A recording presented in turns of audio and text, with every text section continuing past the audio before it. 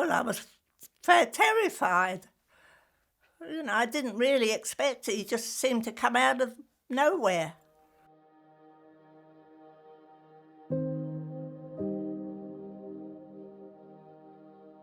I was living in Ramsgate to start with my father at the pub.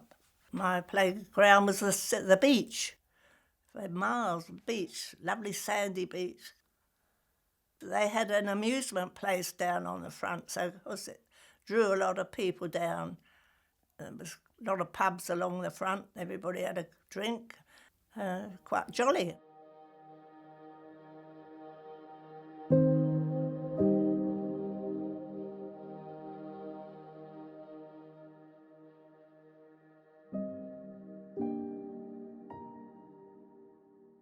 He was on holiday with his father and he just happened to come into the pub, and I thought, I like you, and he liked me, and we took me out on the beach, on the front, walking and flirting.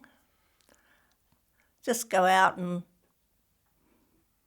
for the evening or somewhere, walk along the front and sit in the shelter and have a cuddle. He was very handsome. I couldn't leave him alone.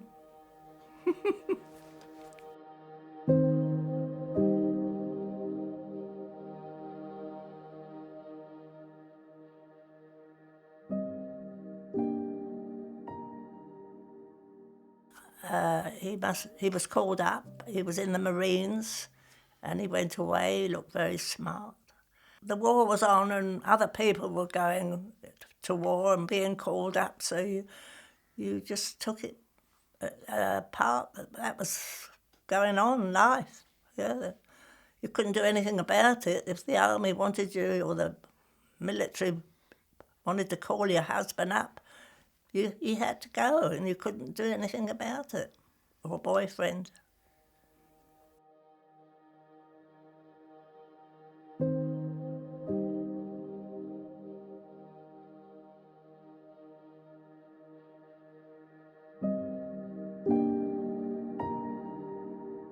It was called the shipwrights. So therefore, he got everything connected with a boat. So there was an anchor and a lifebelt and nets and fish and all sorts of things in the pub. And he dressed up as the captain. He got his hat.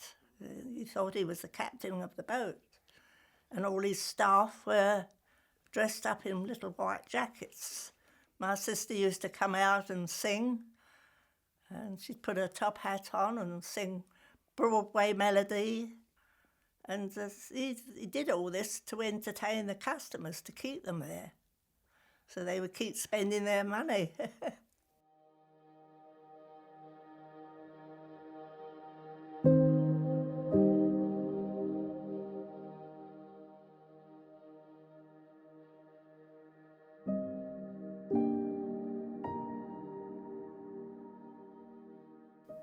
They said, we want your house to put guns in the windows because it's right on the harbour. And of course, any enemy would be coming straight in off the beach.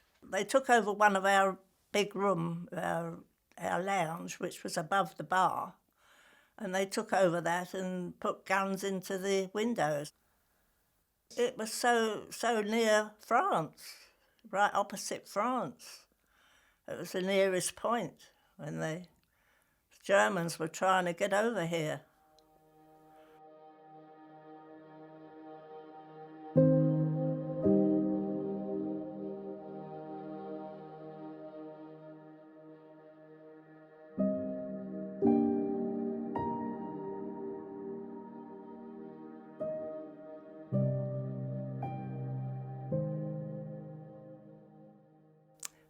The soldiers were coming in from Dunkirk to Ramsgate, and they were walking off the pier, and I was there then. And some of them only had a blanket on, some of them had no boots on because they'd got out the boat into the water, and they were cold and shivering. And me and my sister, we went out and gave them tea and sandwiches while they were waiting to be transferred up to the trains.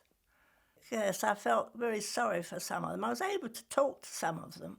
Some of them were, cold and shivering, and I think they were grateful for a cup of tea, hot tea, just getting out of the water.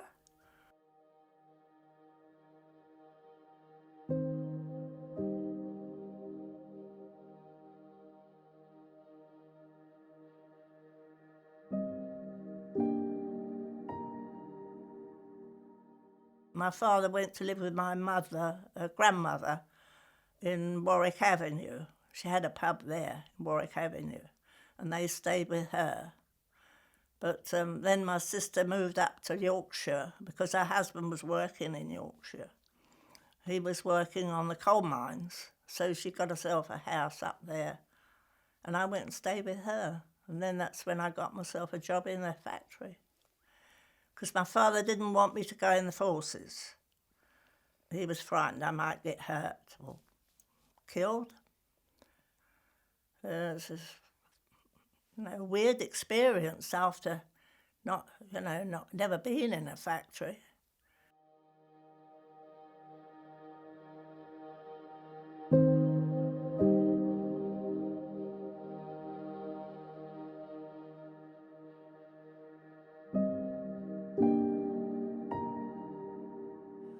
Well, there was a time when I was coming home from work, because I was on shift work, days and nights.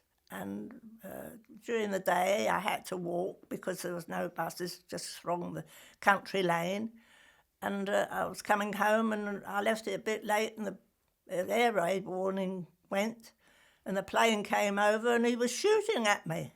There was bullets flying all around me and I dived into a ditch. And then when he went, I hurried home. I was a bit muddy when I got up, but I was safe. I was shot at down in Ramsgate as well.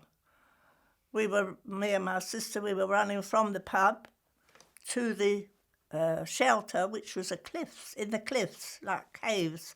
That was our shelter. And we were running along the front, and the plane came over quick and shot at us, and there the bullets were all flying around us, pellets, and we crawled and fell up against the wall. He obviously thought, well, that's 2 more in my goal, if I can get them. Anybody that's they can shoot.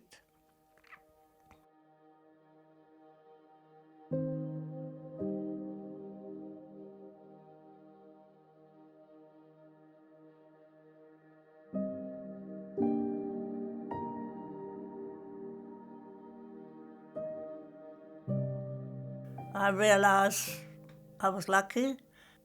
I feel very satisfied and privileged to know that I've got through that war.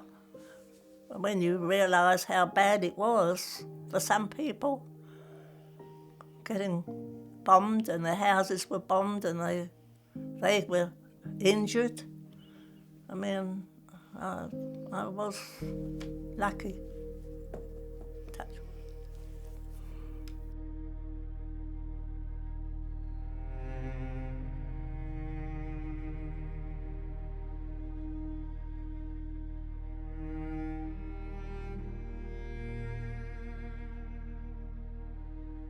We corresponded quite a lot, but I got a letter one day to say that he was reported missing, and I never got any more letters after that. Very sad. I thought a lot of him. That really did break my heart, yes. Still, I met my husband and got married, so I had 2 lovely sons. But I still think of my first boyfriend.